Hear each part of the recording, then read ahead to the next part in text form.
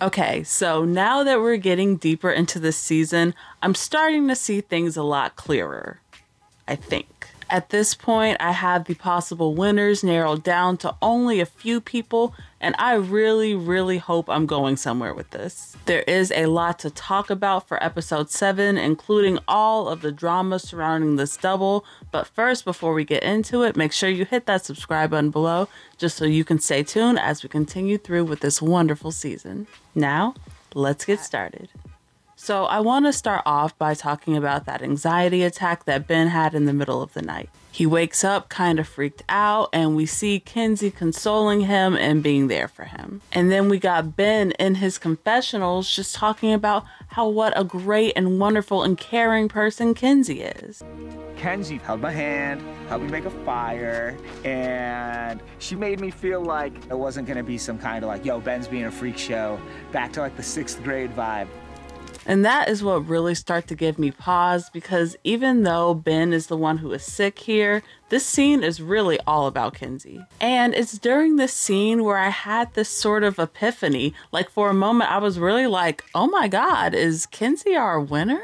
Because just follow along with me for a minute, because there is this scene for one. And for two, back when Bhanu ratted out Kenzie for being the big mastermind of this whole operation, nothing ever really came of it. Like, it was highlighted in the episode. Bhanu obviously talked about it. We saw people on the other tribes talking about Kenzie and what a big threat she could be, but nothing ever came from it. Like, she faced no consequences from this. And if it's really that inconsequential, if it's really not that important to the overall plot, then why are we still focusing so much on Kenzie? And then that also brings me back to that other random scene we had where Q was pretending that he was just going to quit the game just to trick Kenzie. Again, there was never any real fallout from that. That plot just ended up amounting to nothing in the end, but they still showed it to us anyway because it revolved around Kenzie. I don't know, y'all. What do y'all think? I may be totally crazy here. All I'm saying is it's possible. We then get to the immunity challenge where everyone is separated off into groups of 2,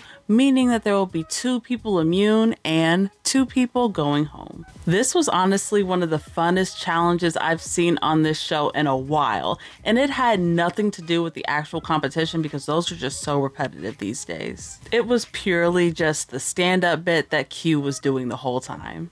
Y'all want to play the alphabet game? Okay. Yeah. Somebody started. A for Atlanta. Atlanta, who's next? B for Birmingham. You have to say Atlanta, then whatever. All right, I got this. You ready? Go.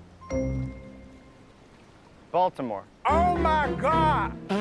I've talked before how Q is actually a hilarious player if and only if you don't take him too seriously, and this is exactly why. He's definitely still rubbing people the wrong way out there though, and now that everybody is merged together, it's just looking more and more obvious. Q is running this show, and no one is allowed to have any other ideas. We're doing this, we're locking it down, we're getting to the end, we're doing it Q's way, or it's the highway. So, I need to get Q out of the game. I was really thinking that Q could be in this thing for the long haul at first, but just after watching certain scenes in this episode fold out, I'm really starting to think otherwise. Like, I low-key wouldn't be surprised if he was one of the next to go. This immunity challenge goes on for a little while, but in the end, Kenzie and Moriah end up winning for their respective teams, and so now it's time for everyone else to scramble. The first group heading off into Tribal consists of all 3 Yanu members, plus Ben, Tim, and Hunter. Now, Hunter is the only one from his tribe here, which may make him look like the easy target, but it's important to note that he does have an idol, and most importantly, he has that big 6 alliance still with Q, Tim, and Tiffany. So in reality, Ben is really the odd man out here, kinda sorta. You see, Tim was never really down for the 6 alliance, even though he gave his word to it, so it's just kind of a gray area with him. Tim is still thinking very much along tribal lines right now and just simply wants to take out Hunter. Now, I do want to give Tim a little bit of grace here because he's probably in the toughest position out of everybody right now. Because they're telling him that Ben's the target, but Tim is way closer to Ben than anybody else out there. But at the same time, Tim is also vastly outnumbered. And all that wishy-washiness is just gonna paint a bigger target on Tim's back to the point where now the vote is just between Ben and Tim. Like I said, I do want to give Tim grace here because he's probably in the toughest spot.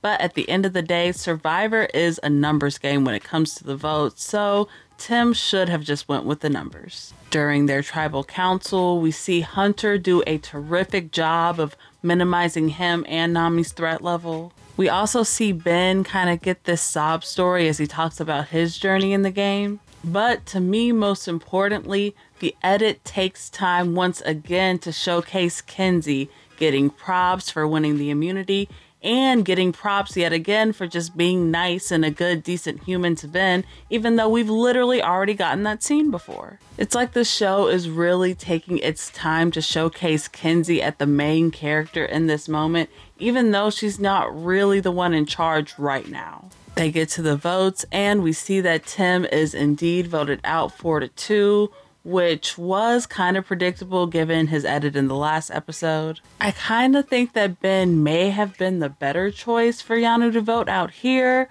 but alas, let's move on to group 2. Now, this second group consists of only Nami and Siga people, but again, the tribal lines are pretty blurred, so who knows where the numbers really do lie. Right off the bat, Charlie is the obvious choice because he seems to be outnumbered here. And Venus has more numbers, it's just that she's constantly throwing them under the bus and losing them day by day. But even with all that being said, there's apparently this third person who is sneaky and social enough to just win this whole thing, and that person is Soda?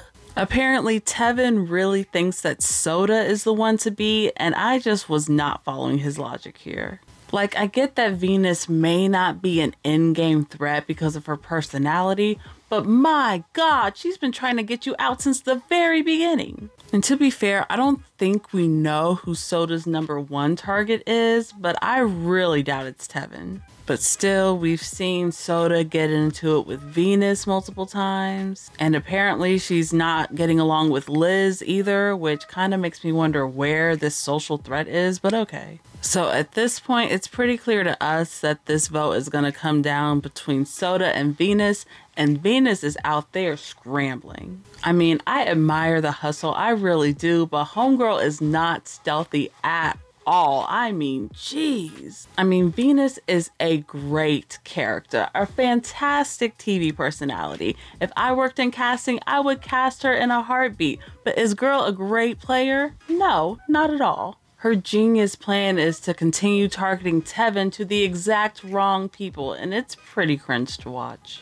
Poor Venus. Venus is trying really hard to get some footing in this game, but Venus is pretty oblivious. She's not reading the room very well. She threw out Tevin's name, and so I think that's a mistake.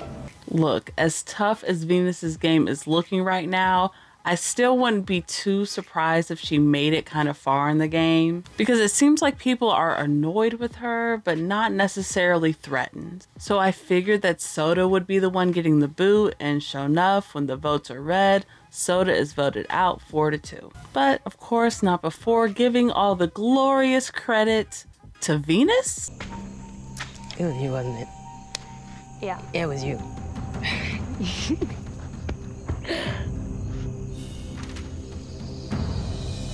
You can just tell that Tevin's pissed that he did not get any credit for that move. I mean, he voted Venus out anyway. I'm guessing maybe because of the shot in the dark, but still, Venus didn't orchestrate shit. Now, I wouldn't be surprised at all if Tevin regrets this later and really wishes he would have gotten rid of Venus here, but of course, I want to know what y'all think. What did you think of Tim and Soda leaving? And who do you see making it all the way to the finals? Let me know in the comments below. Overall, I still think that Tiffany, Tevin, Hunter, and now Kenzie are in some of the best spots in the game. And I think that Q is maybe going to be into some trouble leading into the next episode. We're about halfway through this season so far, and it's still picking up pretty well. I mean, this was probably my favorite and the most informative episode of the season so far. Of course, I'll be back next week to update you all, but until next time, bye.